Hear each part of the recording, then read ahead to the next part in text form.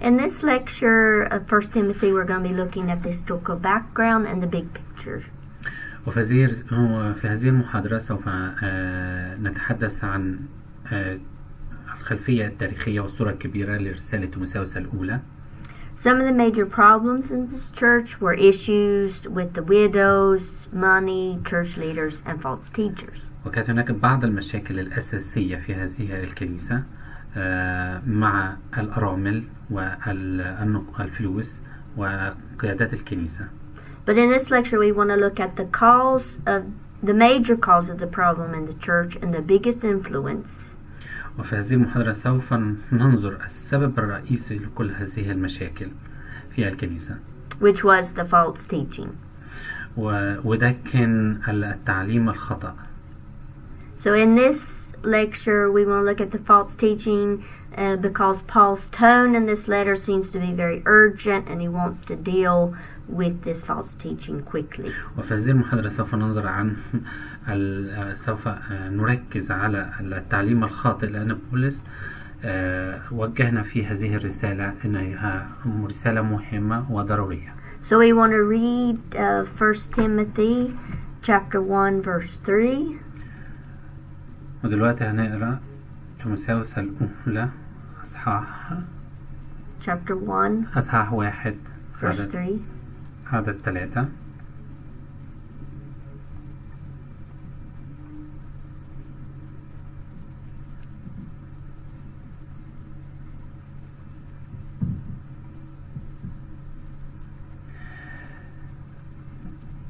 كما طلبت إليك أن تمكث في أفسس إذ كنت أنا ذاهبا إلى مقدونيا لكي توصي قوما أن لا يعلموا تعليما آخر ولا يصغوا إلى خرافات وإنساب لا حد لها تسبب مباحثات دون بنيان الله الذي في الإيمان. And then also in chapter 4 verse 16. وأيضا في الأصحاح الرابع عدد 16. verse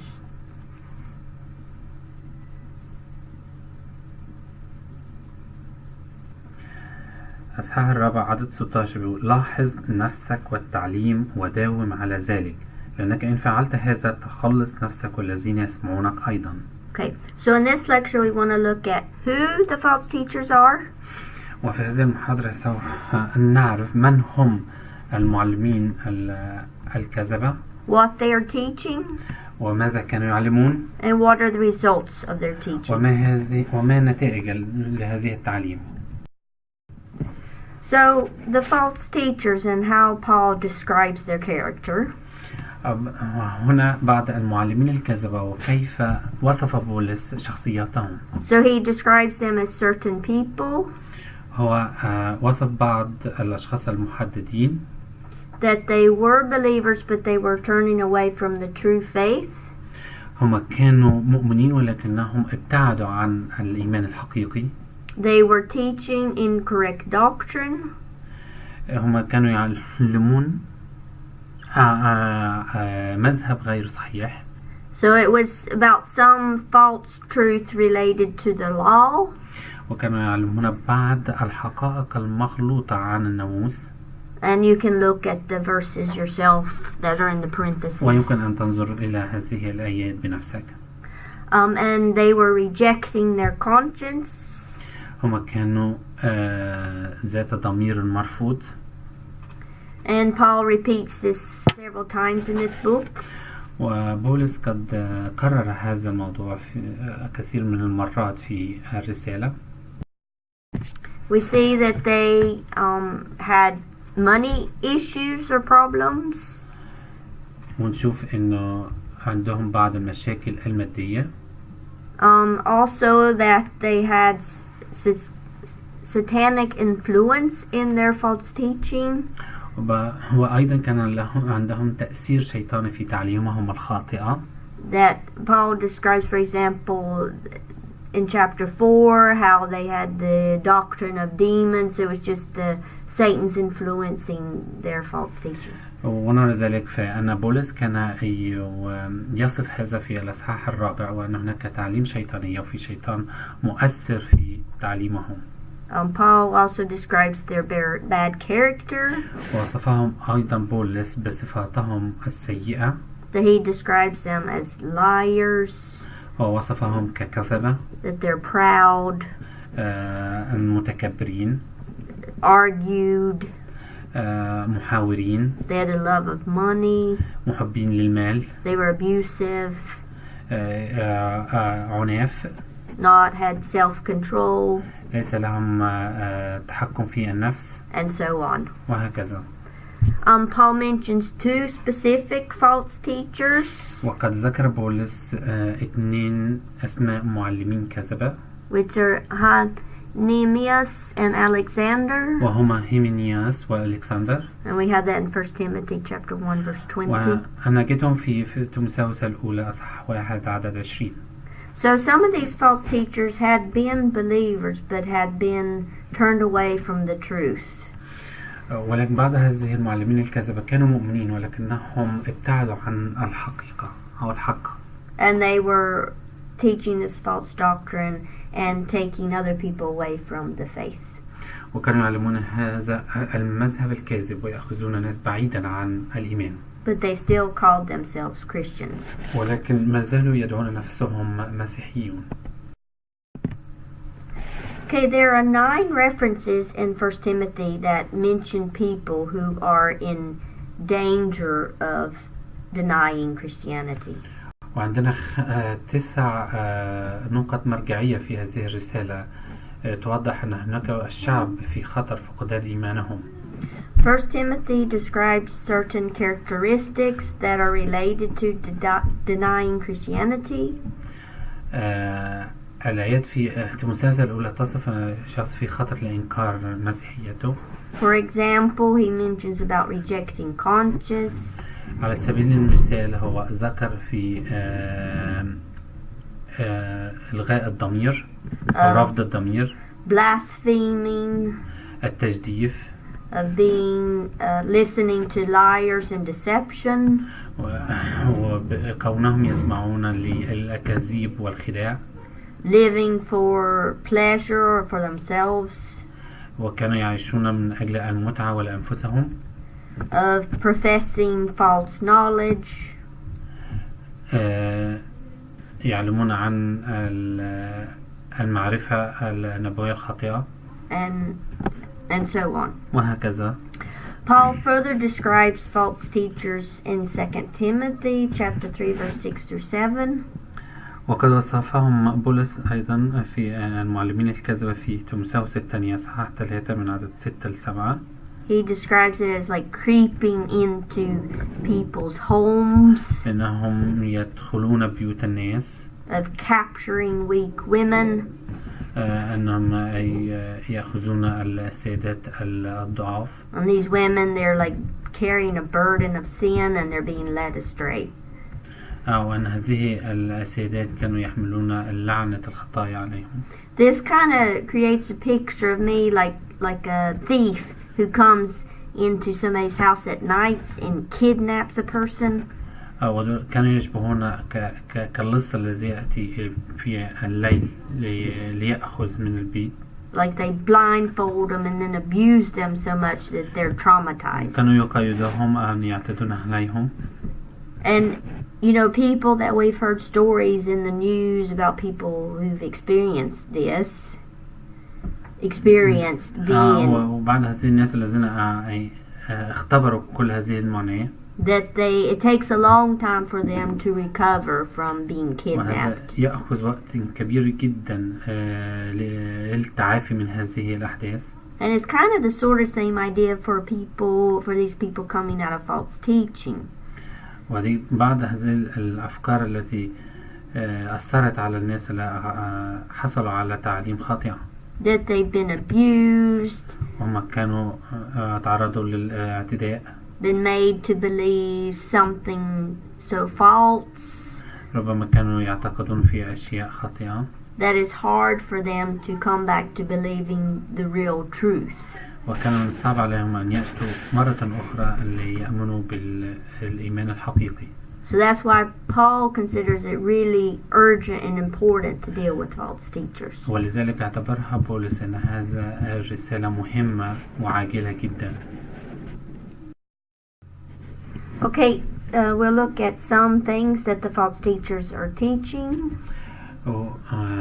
هننظر إلى بعض الأشياء الخاطئة التي كانوا يعلمها المعلمين الكذبة. Paul describes them as teaching a different doctrine. وصفهم بأنهم يعلمون تعليم خاطئ، تعليم مختلف. Paul describes the false teaching as myths, genealogies, knowledge. ووصفهم بأنهم يعلمون خرافات وأنساب ومعرفة. These may be things related to the law or the mystery religions. وقد تكون هذه التعليم مرتبطة بالناموس أو بالديانات السرية. So the readers could have been influenced by their past religions. ومحتمل أن يكون هالقراء متأثرين بالديانات السابقة. Seems also like the false teachers are teaching some false truths about the law. ويبدو أنهم تأثروا بعض هذه التعليم الخاطئة عن الناموس. Like they're taking Old Testament stories and twisting them. كمثل أنهم يأخذون الكتاب المقدس أو العهد القديم بشكل مختلف أو بطريقة غير صحيحة. And an example of this could be when Paul mentions about the creation story in 1 Timothy 2. وبسبيل على هذا ممكن نأخذ قصة بولس الرسول عن الخليقة في تيموثاوس الأولى. Also, the false teachings are teaching asceticism. وكان يعلم المعلمين الكذبة عن التقشف. Where they're keeping people from eating certain foods or from marrying. كانوا يمنعون الناس من الأكل أو الزواج. And it may be possible that they're teaching that the resurrection has already happened. وكان بعض تعليمهم ربما يكون أن القيامة قد حدثت بالفعل. We see this specifically in 2 Timothy, but this may also be related to 1 Timothy. وممكن نشوف ديت في تيموثاوس الأولى أو الثانية، ولكنها مرتبطة بتيموثاوس الأولى. Because one of the false teachers that Paul mentions in 1 Timothy is the one doing this in 2 Timothy. So the one false teacher, Hymenaeus, that Paul mentions in 1 Timothy, is teaching this in 2 Timothy. وهذا المعلم الذي ذكره بولس في رسالة تيموثاوس الأولى هيمناوس، أو في رسالة تيموثاوس الأولى and في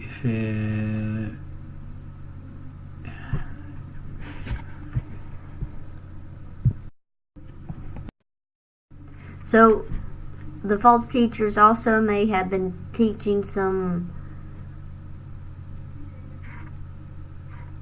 things that we can see that they may have been teaching wrong about God and Jesus.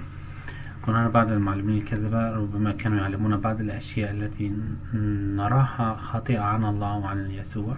They may have been teaching exclusiveness. ربما كانوا يعلمون عن الإيمان يقتصر على فئة معينة فقط.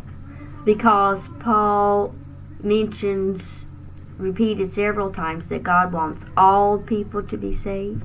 علشان بولس كان يكرر دائما أن الله يريد أن كل الناس يخلصون. So this may indicate that they were teaching just certain people could be saved. وده يوضح أن هم كانوا يعلمون أن هناك بعض الناس المعينين هم الذين يخلصون. The false teachers may have been questioning the character of God. المعلمين الكذبة ربما كانوا يشككون في شخصية وصفات الله. Because Paul emphasizes certain characters of God. علشان كده كان بولس يؤكد صفات الله. Such as he's immoral, he's invisible, he's the only God. وكان يوضح من خلال التعبيرات بأنه غير مرئي فهو الإله الوحيد. And so on. وهكذا. Perhaps they were questioning the deity and humanity of Jesus. ربما كانوا يشككون في ألوهية وتجسد يسوع، because Paul shows how Jesus is the mediator and he came in flesh. لأن كان بولس يؤكد أن المسيح هو الوسيط وأنه قد أتى في الجسد. وبعض الأرامل الصغار السن قد اكتسبوا بعض الصفات السيئة التي أبعدتهم عن الصفات الحقيقية. And also we see where the rich are not generous. وكذلك نرى أن الأغنياء لم يكونوا كرماء. So where did all this mess come from? ولذلك من أين أتت كل هذه المشكلة؟ We can remember back to the historical background of Ephesus. ولكن عندما ننظر إلى الخلفية التاريخية لرسالة أفسس، there was a mix أو مدينة أفسس of mystery religions. فكان هناك خليط من الديانات المختلفة السرية. You had the temple of Artemis. كان يوجد على سبيل المثال هيكل أرتميس. There were a lot of other gods. كان هناك عديد من الآلهة. There was magic. كان هناك السحر. All of these things created a mix of immorality and fear. وكان كل هذه الأشياء التي اختلطت بالخوف وعدم الأخلاق. There are secret rituals. أو كان هناك بعض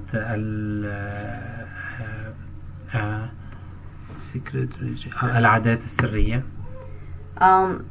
There were things that were hidden from those who didn't have certain knowledge of certain groups. Secret knowledge. وكان عندهم معرفة سرية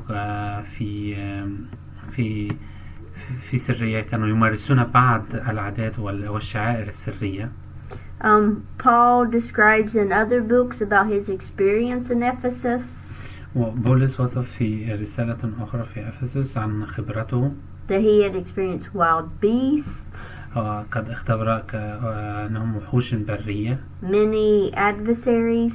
مقاومون كثيرون. He was afflicted to the point of death. كانت ضيقة حتى الموت.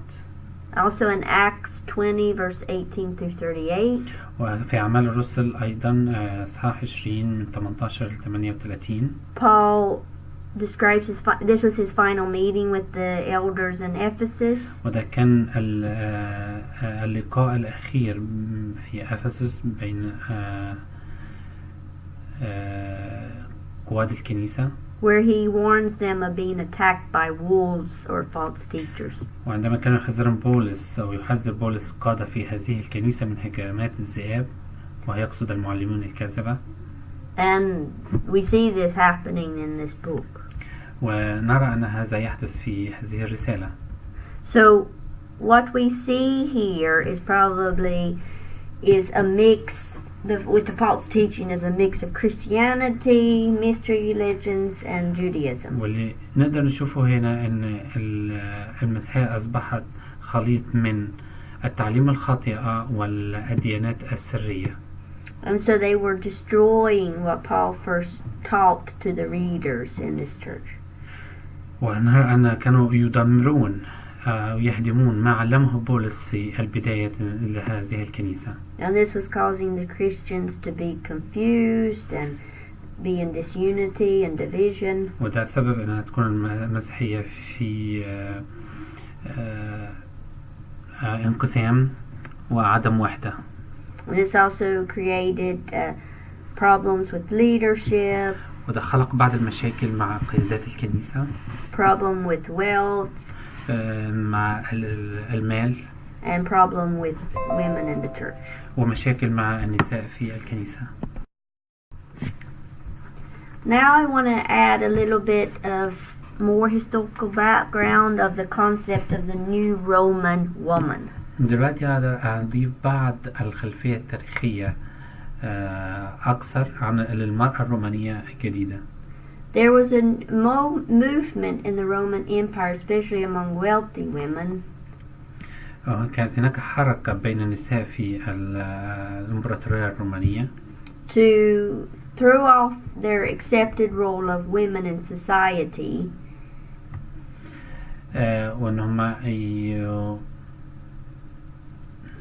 of the normal expected like an appearance and their behavior. They were not wanting to behave like what society accepted as a woman should. كانت حركة جديدة أو فكر جديد، وأنهم رفضوا أنهم يتعاملوا أو يظهروا كما يحدد لهم المجتمع في ذلك الوقت. And so there began a movement where wealthy women started to have or wanted to have the same freedoms as men in society. فكانت النساء في الإمبراطورية الرومانية أغنياء ويريدون أن يكون لهم نفس الحرية التي للرجال في المجتمع. So they started wearing culturally inappropriate clothes, hairstyle, behavior. وبالتالي بدأوا في ارتداء بعض الملابس وتسريحات الشعر المختلفة وسلوكيات غير ملائمة حضاريا. But the problem was, if women in the church started to behave this way, this behavior was related to immoral women. وربما في الكنيسة أو السيدات في الكنيسة أصبحوا يمارسون أو يتصرفون كمثل هذه السيدات أيضا. Because women that were more morally loose or who were temple prostitutes, they could associate and do things that the normal man could do. بعض من هذه السيدات كانوا لهم علاقة بالدعارة، وكانوا يستطيعوا أن يمارسوا بعض الأشياء التي يمكن للرجال أن يفعلها. So the problem was that with this new Roman woman movement was that it was making women act in ways that was not morally acceptable in their society. ربما كل هذه الحركة أو المعلومات كذا شجعوا النساء على هذه السلوكيات الجديدة والتي كانت غير مقبولة في المجتمع وغير محتشمة. So it could be possible that false teachers were encouraging women to follow this new movement. فكان ربما من المحتمل أن يكون شجعوا أو المعلمين الكذبة شجعوا هذه السيدات ليتبعوا مثل هذه السلوكيات, which was seen as inappropriate in their culture and was associated with immodesty and disrespectfulness. وبرضو كانت لها تتعلق بأنها غير مقبولة للمجتمع وغير محتشمة. So maybe these false teachers were encouraging these rich women to wear inappropriate clothes and have their hair. ربما يكون قد شجعوا أو هؤلاء المعلمين كذا قد شجعوا هذه السيدات الأغنياء في أنهم يلبسوا بعض الملابس الغير محتشمة وتسريحات الشعر المختلفة. So I'd like us to read 1 Timothy chapter 3 verse 15. دلوقتي أنا تيموثاوس الأولى إصحاح 3 عدد 15. إصحاح 3 عدد 15. ولكن إن كنت أبطئ فلكي تعلم كيف يجب أن تتصرف في بيت الله الذي هو كنيسة الله الحي عمود الحق وقاعدته. So the main point here is Paul is showing how the behavior of the believers reflect the gospel and God himself. والنقطة الأساسية عندنا هنا بولس يوضح كيف أن سلوكيات المؤمنين تعكس الإيمان وتعكس الله نفسه. Where the false teachers and what they were teaching resulted in wrong behavior.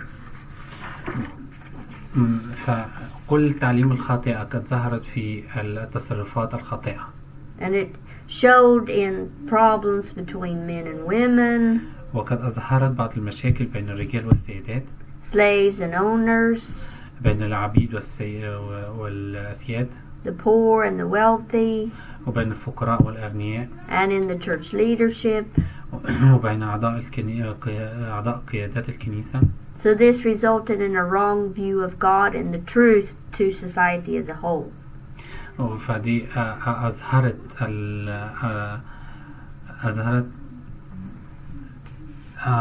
النظرة الخاطئة عن الله وعن الإيمان الحقيقي في المجتمع.